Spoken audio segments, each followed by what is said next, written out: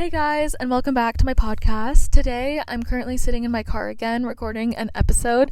So if you hear noise in the background, I'm so sorry. It's probably just a car driving in the background or something. There's also a car with a student driver in it going around this patch of grass, I guess, going in circles. I'm assuming practicing driving here, which is fun. But I parked in a direction where they wouldn't be able to see me as I'm talking into this microphone. But anyways, today we have some interesting things to talk about. Firstly, there's not that much going on in my life, to be honest, but I guess firstly, I wanted to say that yesterday I had a conversation with a friend, and it's actually funny because we were talking for a while because, I picked her up at, I want to say, maybe 5:30 p.m. ish or so, and we studied for a bit together, and then we met up with our other friend who's leaving the country for winter break. So I was like, oh my god, I need to see her. We got ice cream, whatever. And then after we dropped off that friend, we were going back to where we live. We both live in the same neighborhood essentially, and so at this point it was 12:30 in the morning, and I said something because to be fair, let me backtrack. Basically, we were talking about something else, and then somehow the conversation got to this point, and I mentioned this, and the thing that I'm going to say is what we'll be talking about today, but I mentioned this, and then she was like, okay, and I was pulling up into her neighborhood at this point, and she was like, okay, go straight, take a left, and park there because let's talk. But not in a weird way. She was just saying it as in I said something interesting and she wanted to talk about her perspective on this.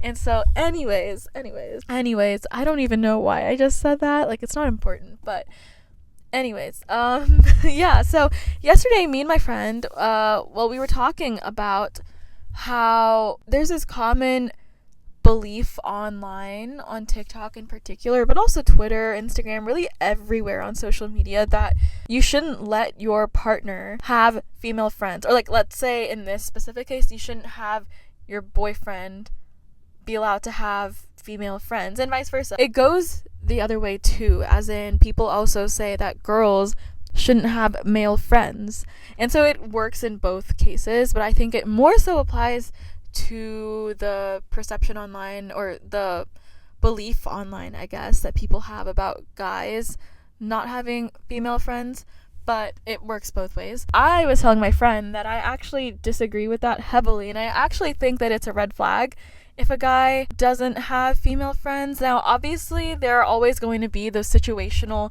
things, because, for example, I told a different friend about this, and then she was saying, well, some guys are socially awkward, or they just don't know how to make friends, and that's a different case. I don't mean it in the sense that it's a red flag if a guy doesn't know how to make a friend. I think that is a red flag, but I mean it more so as in it's a red flag if guys don't know how to befriend a woman, aside from the fact that their own personal abilities to make friends might get in the way, or how socially awkward they might be or whatever. That's a different story. But what I'm trying to say, or what I was trying to say yesterday, was that I think it's a red flag if your partner doesn't have female friends, or vice versa, I guess, also if your girlfriend doesn't have male friends. But I think it more so in this case, and the way that I'm talking about it today, it applies more so with guys. But I do think it's a red flag because, in my opinion, I feel and again, my friend disagrees, but I think that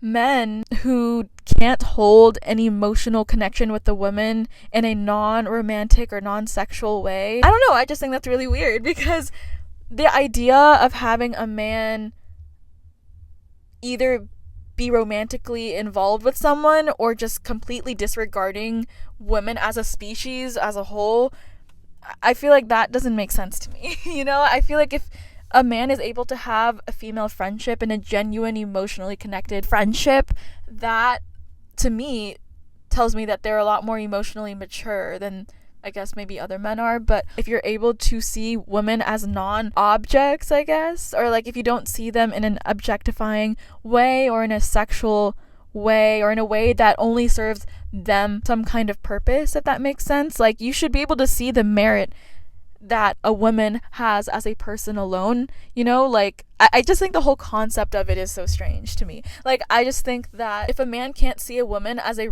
person, aside from romantic or sexual ways, I guess, like, that to me is very telling of their perception of women. So on that note, I think it's really weird when I don't know, I'm sure you guys have all seen those TikTok street interviews where people go up to different people and ask, do you think that men and women can be friends? I think it's a huge red flag if a man says no, because in my opinion, they're self-projecting 100%. If a man is saying no, men and women can't be friends, I can almost guarantee that they probably think that way because they have never been able to see a woman as anything other than romantic potential. And that's also why so many women complain about men seeming like they want to be their friend, and then later on it turns out that they had some kind of romantic interest in them, and then obviously the women, sometimes they're upset by that because they thought they were genuinely friends. To me, that is just very telling when a man says that men and women can't be friends, because to me that tells me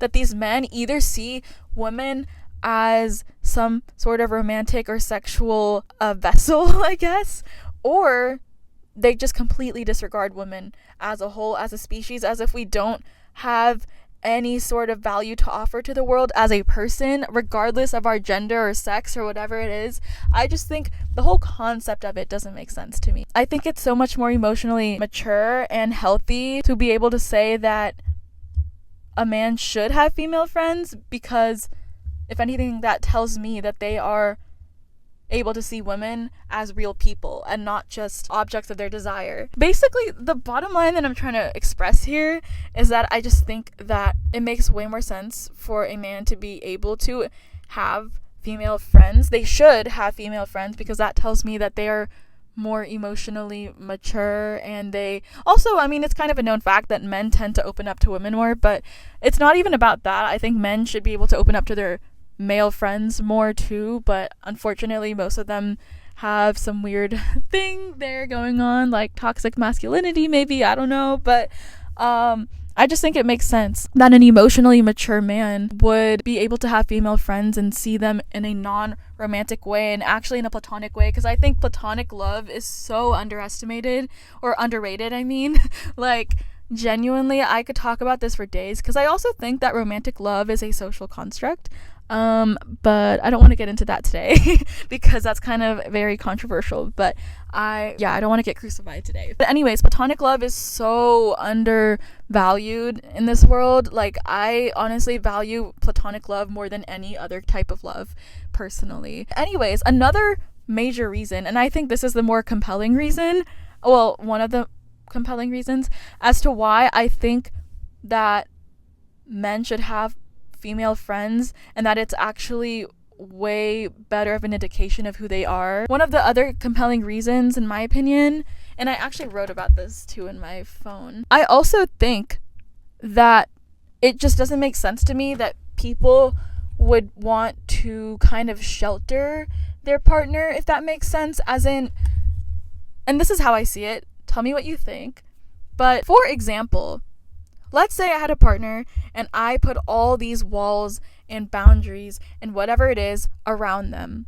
Okay? Let's say they can't have female friends, they can't do this, they can't do that, whatever it is. How would I know who they really are if I have all these barriers around them? Because here's the other thing, is I personally have a mentality, and I guess other people have different mentalities on life, and I think this is why some people choose to act in certain ways in this kind of scenario, but I personally believe that everyone goes through something, obviously. Yeah, like everyone goes through some type of maybe trauma or some kind of something, right? My personal objective in life is to have that thing happen to me, experience it, and then move on in the most healthy and efficient and effective way possible. Because no matter what, something will always arise. No matter what, it's always going to happen. So I personally would rather just know the harsh truth of it all, accept it, and move on. And I'm not saying you should move on immediately to the next thing or the next person or whatever it is. I don't do that. But I'm just saying, like, I generally just believe that in life, everyone has something that happens to them, and I just think that my personal objective is to just have that thing happen, process it as well as possible and then move on efficiently and effectively. And I would rather just know the harsh truth and just rip off the band-aid as soon as possible, rather than, just kind of be in some like weird limbo state or whatever it is. The thing that I realize is that not everyone feels the same way about life. Like not everybody thinks that way, and maybe that's the difference here. Maybe that's why people they don't want to allow their partner to have female friends, or vice versa also. But that is what I realized, because some people, I think they would rather live in a state of bliss, and more specifically a state of ignorance, in the sense that they kind of live in the ignorance is bliss mindset, where if something is going on behind their back, they just don't really want to know. They don't want to know because it's going to affect their peace and it's going to harm them, or at least they think that it will harm them, and it will just affect them in every way, and they just want to instead protect themselves from getting hurt in the long run. So they put up these walls around them so they can't really experience the hurt that they think, or deep down they think, that will happen. That kind of person will probably have a different opinion on this topic than what I believe the answer to this to be. Wait, I don't know what I just said. But basically, I think it just comes down to what you want. If you're naturally inquisitive, because I think I'm a very inquisitive person, I would much rather just know the harsh truth also than to be living in this delusional state where I think that something is real and it's really not. I'd rather know the true reality of a situation, and I'd rather know everything about a situation, and as much as I can know about a situation, so I can come to terms with it, rather than live in some lie or in a delusional state just for the sake of maybe protecting my peace and protecting my mental health. That is not how I live, and I don't like that. And honestly, I think I personally think it's unhealthy in the long run to kind of let yourself live in a state of a lie or in a delusional state or whatever it is. I just don't think it's healthy. But that being said, other people do want that. Other people, they want to protect their peace. They don't want to accept the truth for what it is, so they shield themselves from the truth because they're scared of getting hurt.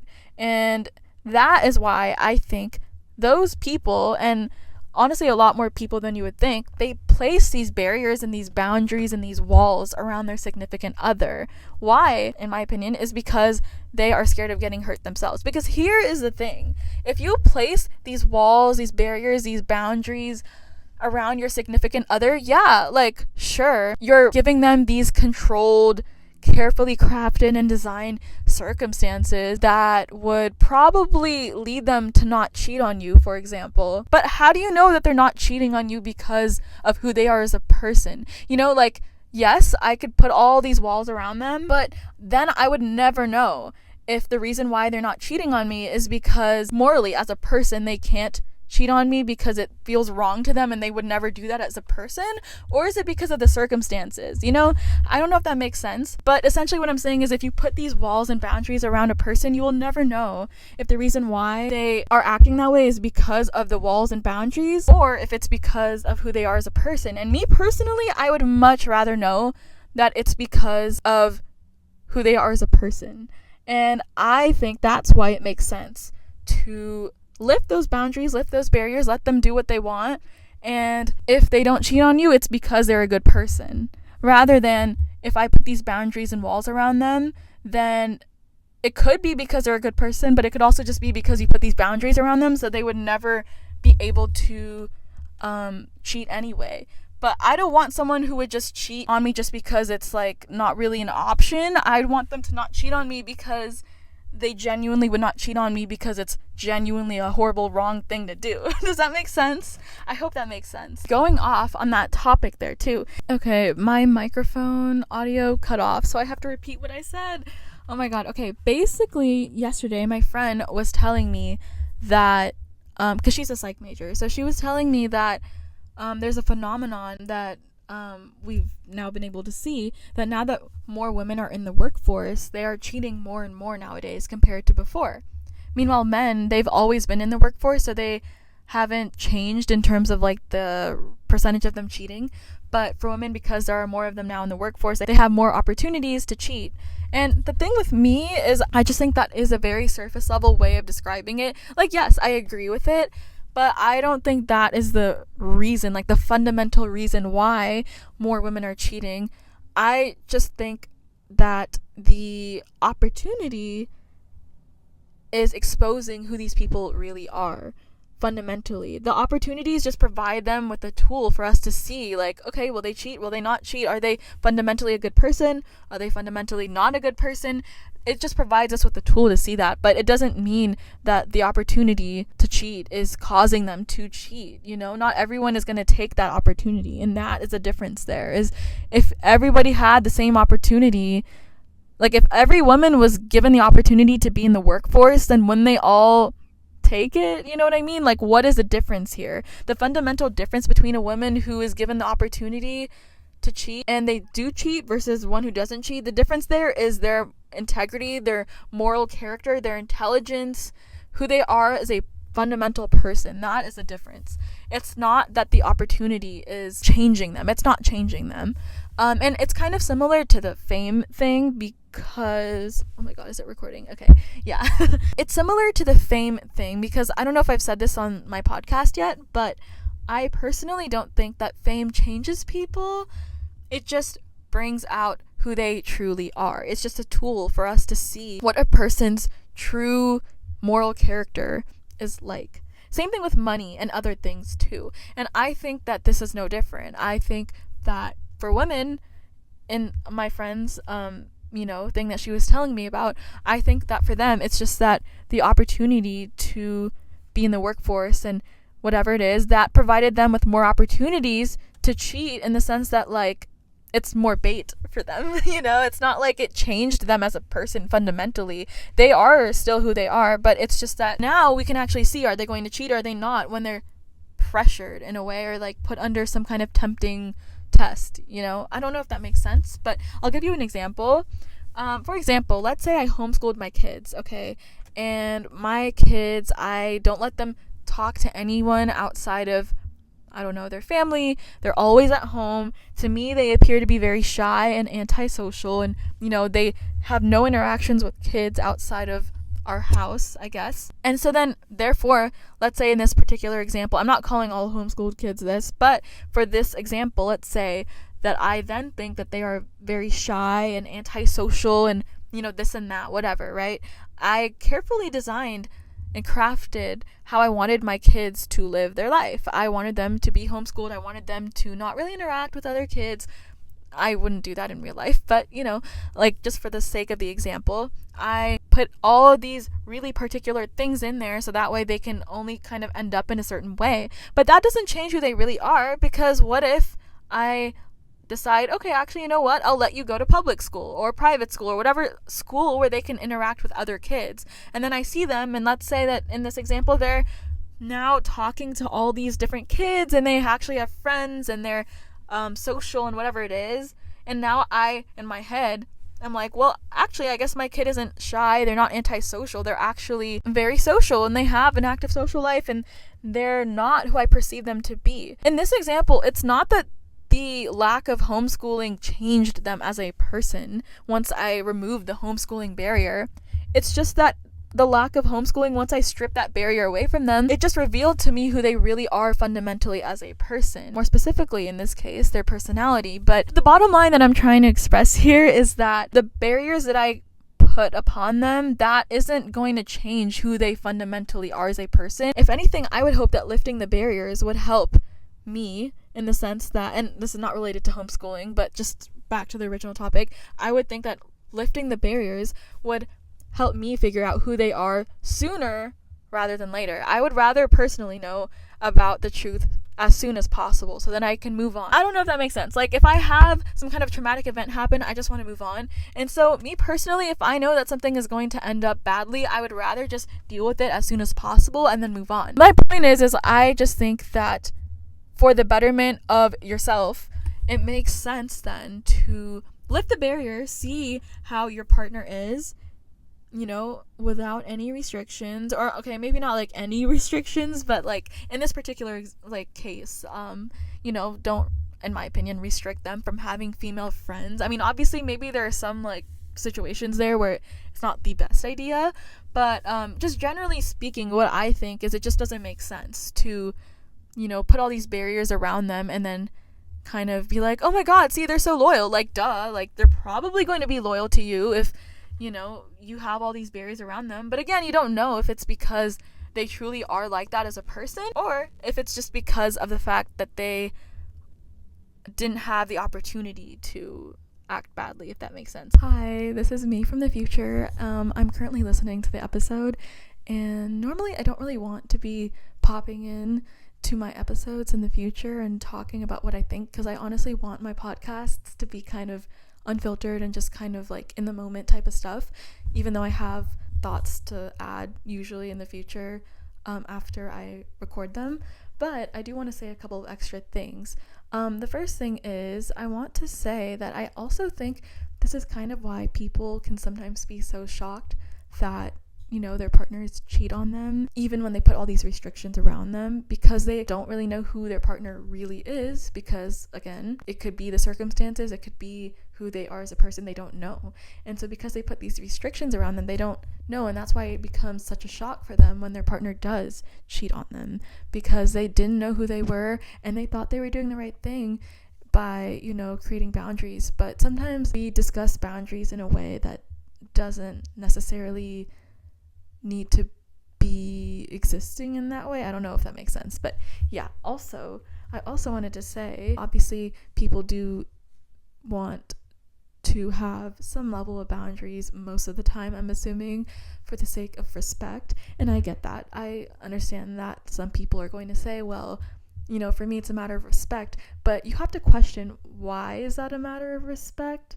It's not just about respect, because I think just saying it's a matter of respect and, my partner would, understand and just agree to my wishes, I think that would make sense if you think about it on a surface level. But you have to wonder, why is that a respectful thing?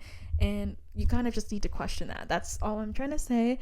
Also, on the note of respect, if respect matters to someone, they would show it without you having to force them to, without having to enforce rules. I feel like you would truly be able to see if someone is providing you with the respect that you deserve if you were to lift those boundaries and see how they act without restrictions. You know what I mean? Respect is something that they need to show you, and if it's something that matters to them, the other person, then they would show it to you without you even having to ask for it or, kind of enforce it in a way. It would just kind of come off naturally, if that makes sense. That's what I think. So yeah, that's respect. That's what I have to say about that. But another thing I wanted to say is it kind of reminds me of religion, just because I think that some people say that God gives some difficult tests to some people and then gives easier tests to other people. And in my opinion, if we're thinking about that, if you believe in God, if we're thinking about that concept,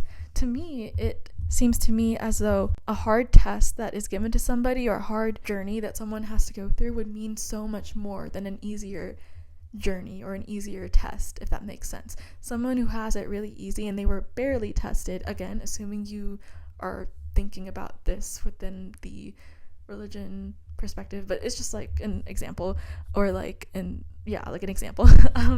If we think about it that way, I think that somebody who is given a harder test to deal with, that would mean so much more than someone who just had a really easy circumstance. And in this case, it would translate to, someone who just has these restrictions around them. So they can't really prove to you that they are truly loyal, or that they are truly a good person, or that they are truly this and that. You don't really know.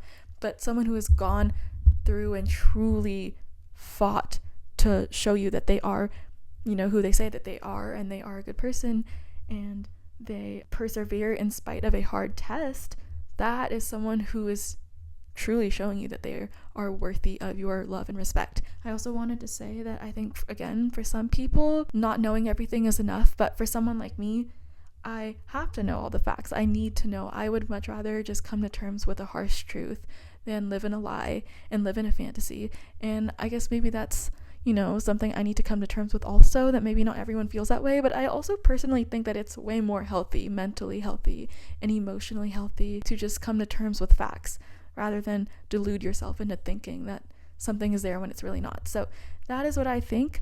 Let me know what you guys think. I have more to say though. And on that note also, one more interesting thing that I was also thinking about is I think it can also be compared to religion. Because, for example, another point that I have is, how can someone really be choosing you if you place all these walls around them and you shelter them and they have no idea what the other options are around them? If I am making the choice for you, that is not a choice. Okay, I want to say that again. If I make that choice for you, that is not a choice. How is that a choice? If I put these boundaries around you and I say, don't look at these women, don't do this, don't do that, whatever it is, okay, then they probably won't cheat on you then. You know what I mean? Probably, hopefully. But that's not really them choosing you. I would much rather, and I think it's way more validating too, I would much rather someone choose me or choose you or whatever it is. Like, wouldn't you rather have somebody choose you in spite of all the options rather than you restricting them from seeing all the other options and then choosing you? Like, wait, I don't know if that makes sense. But yeah, like, wouldn't you rather have somebody choose you in spite of all the other options rather than choosing you because you are the only option? I personally think a lot of people are just scared that their partner will choose someone that's not them, and that's why they put those restrictions around their person. But that again doesn't make sense because they're not really choosing you. That's not a choice if they can't even choose. If they have no other options to choose from, that's not a choice. You know, for example, if you raised someone as a Mormon, I'm not Mormon or anything, but like, let's say hypothetically, you raise someone to be Mormon, okay? And they grow up Mormon and that's all they've ever known. They've only ever been surrounded by Mormons. They have no idea what the other options are like, what the other choices are like. They have no idea. They only know Mormonism and that's it. Is that really a choice? Is that really a choice then if they don't know what other option there is? There's only one option in their mind. Mormonism. So how can that be a choice? How are they choosing you? That's not a choice. That's not a choice. If they only have one choice, that's just the default.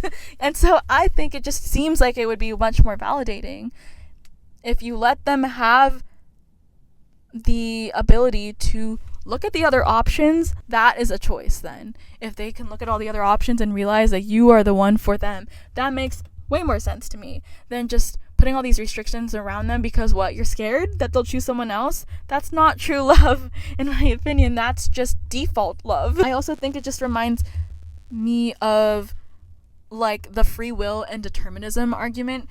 It kind of makes me think like, well, like with determinism, for example, I don't really know how to explain that in words, so I think you guys can like look up the philosophical argument for determinism if you'd like. I was a philosophy minor, so, well, when I was in college. So, I do have some background with that stuff, but I don't really feel like explaining it. So, you can look it up on your own time. But essentially, it kind of reminds me of determinism because if I, curate a very specific type of circumstance for you, then you'll probably just end up following the natural progression of that circumstance's events. Wait, I don't know if that makes sense. I don't know what I just said, but like, I don't know, it just reminds me of determinism. I can't explain it. You can look it up and then it'll probably make sense. But essentially, I just think that it feels very deterministic in nature, but I would much rather see how a person really would react. Because that's the thing is, again, I said that platonic love means so much more to me than anything else. And I feel like it reminds me of that because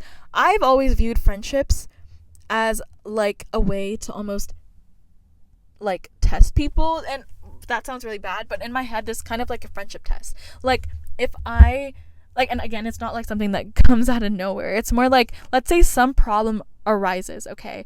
For example, I have this issue, or maybe like a friend said something to me that I didn't like or something like that.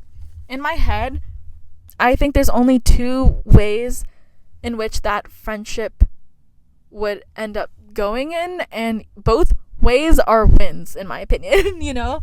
The first one is I tell them and they react badly to me and they don't really acknowledge their mistake, or they are not willing to move on and fix whatever it is, and they're not willing to react maturely, and they're not handling it the way that they should. That to me tells me they're not gonna be a good friend to me. So that's the end of that. You're not my friend anymore then. I mean, I don't know, I'm not gonna keep people in my life just because they're there for me, just in a convenient way. I mean, obviously I would keep people because they're there for me. But as in, like, I'm not going to keep someone around just because they're convenient. That's not me. That's outcome number one. They prove to me that they're not a good person, and that's it. Goodbye. And the second option is I tell them and they decide to maybe work on it or whatever it is. They maturely respond to the situation, and then we continue to be friends. And if anything, our friendship is closer. And that's outcome number two. There's really only two outcomes there. So in both situations, I win either way, because I either have an even stronger friendship with that friend because we navigated through a struggle, or I lost them as a friend, but I didn't really lose anything anyway because they weren't serving me in a good way anyway. They weren't a good friend to me if they were reacting really immaturely. So that, again, is still a win for me. I cut out energy that I didn't need in my life, and that's that. So I see it as that. So whenever a problem arises where I need to talk to a friend about something, or if any issue comes up within a friendship of mine, I immediately think of this friendship test to me, because to me, I don't see it as a losing situation. Either way, I'm going to win. Either way, I'm a winner in both cases. So that's kind of how I see it. And that's kind of also how I see it when it comes to what I was talking about earlier with, men having female friends, because they either prove to me that they are a good person morally by, I don't know, being a loyal good person. I don't know, like they don't view their female friends in a weird way, in a romantic way, or start cheating on me, whatever it is. They prove to me that they can genuinely have a good conversation with another person on a fundamental human to human level, and not just like in a way that only benefits them, or in like a romantic way, or in a cheating way, whatever it is. Like, they prove to me that they can genuinely have that, or they prove to me that they're not a good person. They cheat on you, or they do whatever it is, they do something bad, and then that's that. Either way, I'm not losing. Either way, I'm a winner. So I don't see the issue then. I really don't see the issue. You either have somebody who is a good person, or you're removing someone who is a bad person. In both scenarios, you're winning. You know what I mean? And so, yeah, that's what I think. And I also think that, yeah, obviously, the percentage of men out there who are able to have emotionally mature conversations with women in a platonic way, it's not that high. It's very low, probably, but they are out there, I think. So you just gotta look for them. That was basically it, though, for me.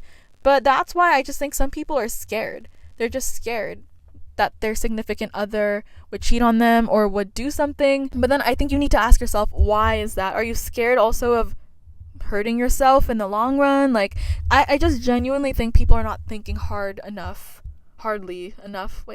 they're not thinking critically enough about this topic, because if you really think about it, it makes so much sense. But I think people just don't really get the full thing, and they don't fully understand what they're saying when they're like, oh, like, yeah, like my partner, they can't have female friends. They don't understand the full implications of what that means, and how you view yourself, how you view your partner, and everything. If something happens, don't you want to know? Like, I would want to know. But anyways, I'm gonna go. I hope you guys are having a great day. All right, bye.